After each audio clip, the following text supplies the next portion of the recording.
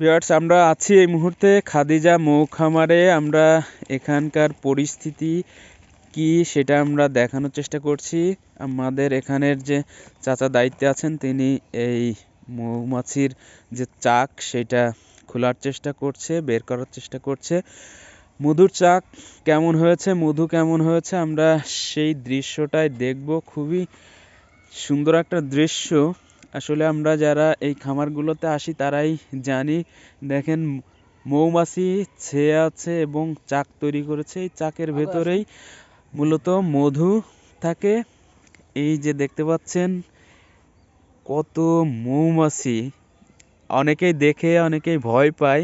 আসলে ভয় পাওয়ারই মতো একটা ব্যাপার, কারণ এই মৌমাছি কামড়ে দিলে তখন খুবই বেসামাল একটা ব্যাপার তৈরি হয়ে যায়। আচ্ছা কাকা, এই যে চাকটা, এই চাকে কতটুকু মধু হতে পারে? ধরেন বাক্সে 1 কেজি 1.5 কেজি ওরে থাকে।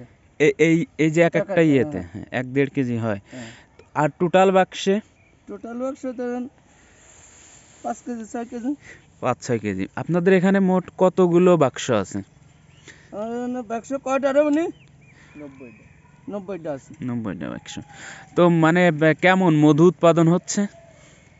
আল্লাহ দিলি ধরেন আপনার ভালো 4 হচ্ছে। দিলাম, আল্লাহ দিলি ভালো। আবহাওয়া খারাপ তো সেই জন্য একটু মধু একটু ভাঙতে কম, বুঝছেন? আচ্ছা, প্রতি সপ্তাহে সপ্তাহে কি ভাঙেন? 8-9 দিন পর পর। আর 8-9 দিন পর পর ভাঙেন। হ্যাঁ।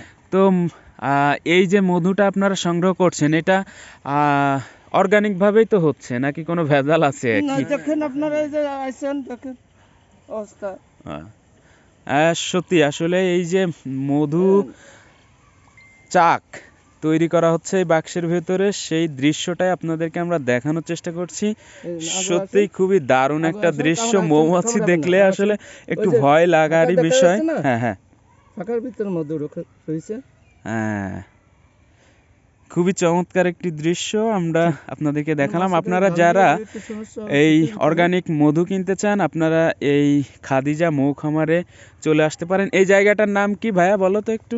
এটা ডেপুলিয়া পশ্চিমপাড়া। এখানে আসলে আপনারা একেবারে সরাসরি এই খাদিজা মৌ খামার থেকে মধু সংগ্রহ করতে পারবেন, সরিষা ফুলের মধু। খুবই দারুণ একটা দৃশ্য, খুবই দারুণ একটা ব্যাপার। আমরা এই যে মধু নিয়েছি সেটারই দৃশ্য আপনাদেরকে দেখালাম।